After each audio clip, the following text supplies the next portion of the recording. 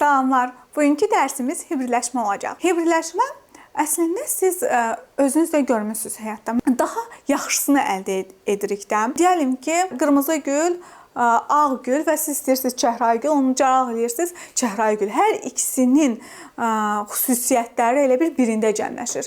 Və yaxud da maşınla isə hibrid maşın. Həm orada benzindən istifadə olunur, həm tokdan istifadə olunur. Elə bil benzin maşınına, benzinlə işləyən maşınla, tokla işləyən maşını hibrid vəziyyətə gətiririk. Hər ikisi bir yerdə hibrid maşın. Hibridləşmə yəni elə bil iki istədiyiniz bir şeydən daha mükəmməli, daha dayanıqlısı, daha yaxşı halını ortaya çıxartmaqdır. Necə ki, məsələn, bitkilərdə calaq olunur, bitkilər daha yaxşı, daha dayanıqlı bitki sort kimi əmələ gəlir, hibrid vəziyyəti deyilir, hibriddir. Bu da elə, hibridləşmə də elədir. Kimyada da hibridləşmədən istifadə olunur. Müxtəlif enerjili formalı orbitallar eyni enerji formaya malik orbitallar çevrilir. Məsələn, S görürsünüz sferik forma, P qantel forması hibrid vəziyyəti sanki hər ikisindən biraz götürüb. Niyə görə hibridləşmə olur? Ümumiyyətlə elementlər nəyə görə heyecanlanır? Heyecanlanma halına keçirlər. Məsələn, deyəlim ki, kimyadan sual-cavab olunacaqsınız da. Bir var ki, kimyadan heç bir anlayışı olmayan biri sizi sual-cavab eləyəcək. O qədər heyecanlanmayacaqsınız da, düzdür, sadə şəkildə gedəcəksiniz, sual-cavabda iştirak edəcəksiniz. Bir də var ki, bilirsiniz ki, kimyadan çox yaxşı bilən,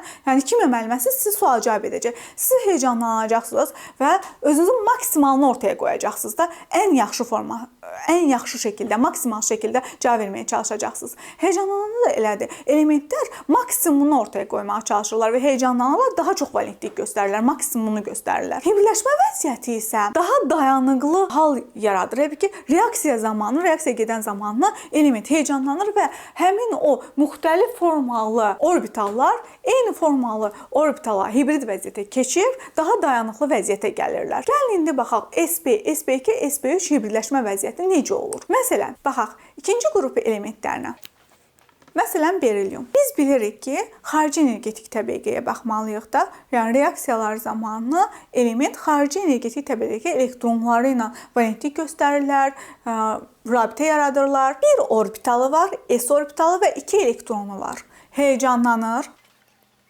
Biz bilirik ki, ikinci energetik təbəqədə həmçinin p orbitalı var. Və buradakı bir elektron heyecanlanaraq p orbitalına keçir. Hal-hazırda bizim bir S, bir dənə də P orbitalımız var.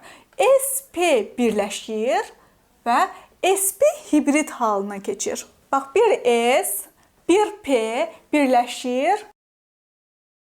Bir S, bir P birləşir, SP hibrid orbitalı yaradır. 2 dənə. Siz bunu necə yadda saxlaya bilərsiniz? Bir dənə S, bir dənə P topla, 2 dənə hibrid yaradacaq. SP. Baxaq 3-cü qrup elementlərinə. Məsələn, bor.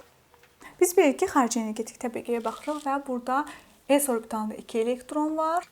P orbitalında bir dənə elektron var və heyecanlandanda S-dən bir elektron keçir P-yə. Olur bir dənə S, 2 dənə P orbitalı və yaradır sp2. Yəni bir dənə S, 2 dənə P. sp2 hibrid orbitalı. Bu dəfə bir S, 2 P. Artıq 3 dənə hibrid vəziyyəti yaradır. Bunu da necə yadda saxlayaq? Bir S, 2 P. Toplayanda 3. 3 dənə də sp2 hibrid orbital olacaq. İndi isə baxaq 4-cü qrup elementi, məsələn, karbona. S orbitalında 2 elektron var, qeyd edirik. P orbitalında da 2 elektron var. Və bu heyecanlananda bir elektronu da keçirtir P-yə. Olur bir S, 3 dənə P orbitalı və yaradır sp3 hibrid vəziyyəti. Şəkildə də baxsaq, bir dənə S, 3 dənə P, bir S, 3P topla 4 dənə hibrid vəziyyəti və sp3. Yəni bu qədər sadə, bu qədər rahatdır. İnşallah gələn dərs görüşənədək.